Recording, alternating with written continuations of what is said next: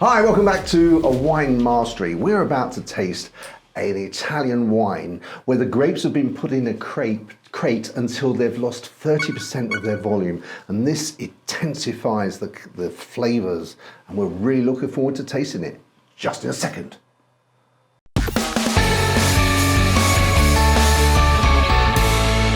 Okay, so this wine is, I say, from Italy, and I'm going to try and read this. It's Passione Sentimento, so I'm assuming that means sentimental passion, I'm guessing. It's a Sentimento Rosso, it's 2021, it's from Veneto, which is in the northeast of Italy. And as I said, it's actually had its grapes. The passimento, I believe, means where the grapes are left out to dry, sometimes in a crate, as this is the case, but sometimes they're left out flat, and that intensifies the grape flavours. So. Yep, and increases the sugars in there. First of all, John, I just want to say congratulations. I mean, on pronouncing that. I mean, but it might not be the right pronunciation. Very true, but I wouldn't know where to start with that one. But anyway, yeah. So let's go. Let's get. Do you have a look at the bottle first? Why not? Yeah, there's the bottle and the label. We'll have the words on there. Is it good? Yeah, I have the words on there. Yeah, and also, well, look, I'll do the Bing now and do the old cash till, and we'll have the price. Hey, okay. So, sorry. So I've put it down as $10.99. This is available in the UK. It's available through Majestic. So it's $10.99 if you buy this and 5 other bottles of something else, or 5 more of this particular one. But if you buy one off, it's $12.99. And I thought, it's only £2 difference, which 15.3%. But if you're watching. John often puts the sheet up so we can see the pronunciation. He's put 15.3% on the sheet, and I thought, what? I know what that is. He's worked out the exact percentage. Not just 15.3%. This is what I'm working with. 15.3%. I thought. Well, originally, I did put it down to 4 decimal places, but I thought that might be a bit overkill for you. So I thought I'd better just round it. No, John, no. If you feel if it makes you happy, you take it to 4, because I know it does make you happy. Right, should we have a look at some colour? Yeah, let's do that. Hey. Oh, actually, that is quite deep, isn't it? Yeah, it's Is there slight tawniness to that? I think you might be right there. For me, it's also. It's kind of got that ruby in there, that nice ruby. And it's looking good as well, the way it goes around that glass. Yeah. I think I say that about nearly every wine. Well, wine's a pleasure, isn't it? I mean, as we've always said, there is no such thing as bad wine. There's just better wines than others. Yeah. But all wines, in terms of bad wines that you don't personally like, but it doesn't mean to say someone else isn't going to. No, definitely. Right, so I've got the nose then. Okay. Whoa, that's coming straight up at you, isn't it? That's standing out a little bit, isn't it? Oh, That's more like... Sometimes you have to go in here, what is that? Let's try and smell it, but this is like, whoa. Well, I sort of like felt, oh, take it away, that's overpower, that's overkill. That's a... Do we know if this has got wood in it? Or have been in wood, I shall say? I don't... From just smelling it then, and while you were just talking, I got a little bit of extra time, because I thought about that kind of that blackberry and cherry, but then I got a bit of almost a smokiness.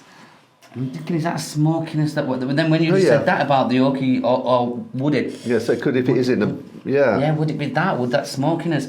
Because that sounds just really good. But it really does come and get you, doesn't it? Yeah. There's a lot in there for you to... That nose, actually... No, sorry, it reminds me a little bit of a Spanish Tempranillo. Yeah, is that the smoky woodiness again? Maybe. See, isn't it brilliant though how you can connect that one to that one and see what about that one? Or maybe it's because of that. But yeah, that's... It's a pleasure, it's that one, isn't it? Right? Very nice, yeah. It's one that, again, you could, if you're sort of standing at a function and you're drinking, or you're just sitting on your own, and you can just keep smelling that and trying to work out what that smell is. I think I'd be sitting on my own and trying not to share it around the bottle. Let's have a go now. Oh, Yeah, let's have a taste. cherry then, it's got levels, it's got layers as that. You know, just when you get your face in there and you're pulling it out, that's when the smokiness comes. But then I caught a little bit of the just cherry immediately. Lots of different goes at it. Right, let's have a go, Neil.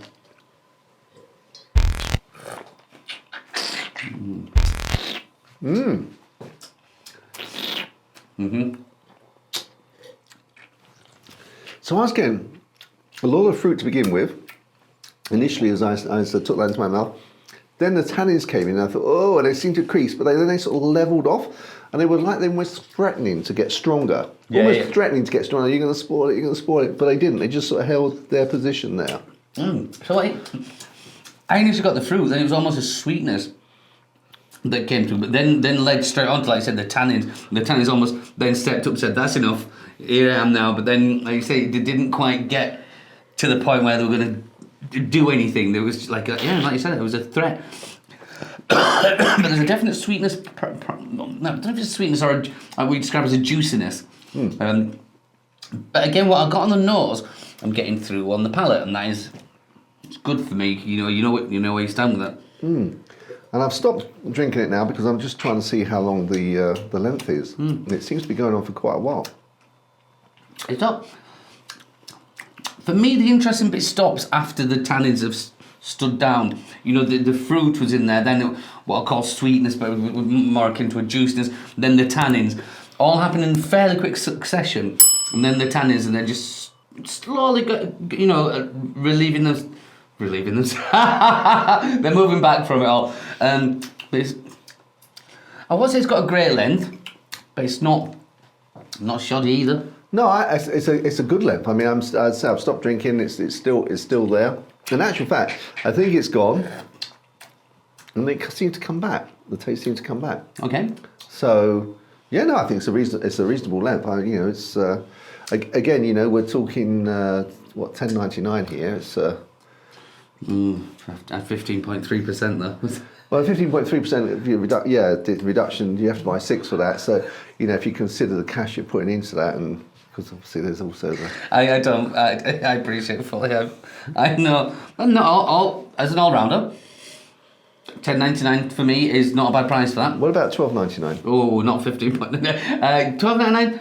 I mean, obviously, I prefer to spend $10.99 on it. Who wouldn't? That's how it goes. But no. I'm enjoying that. Yeah, I'm enjoying it. And it leads me on to think, with that strength of flavour, I think it'd also be a phenomenal pairing with food as well. Yeah. Do you want me to do food first, or do you want to go with the? I'm thinking. I'll let you go food first. I think I know what I'm doing, but I'll let you. Well, again, coming back to where it grows, it goes. I think this would go fantastic with lasagna. I think it'd go fantastic with a spaghetti bolognese, and also I think depending on what the pizza is, I think it'd also go well with a pizza. I think that the sort of cheese, the fat in the cheese, this would cut into that and lighten it up and marry quite well.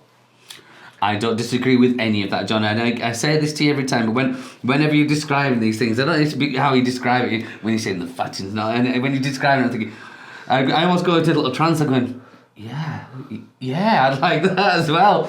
Oh, we should do it one time. But cheese-wise, and I decided this way before because I'm going through my mind, and it doesn't sound hard. Mrs. Bell's Blue.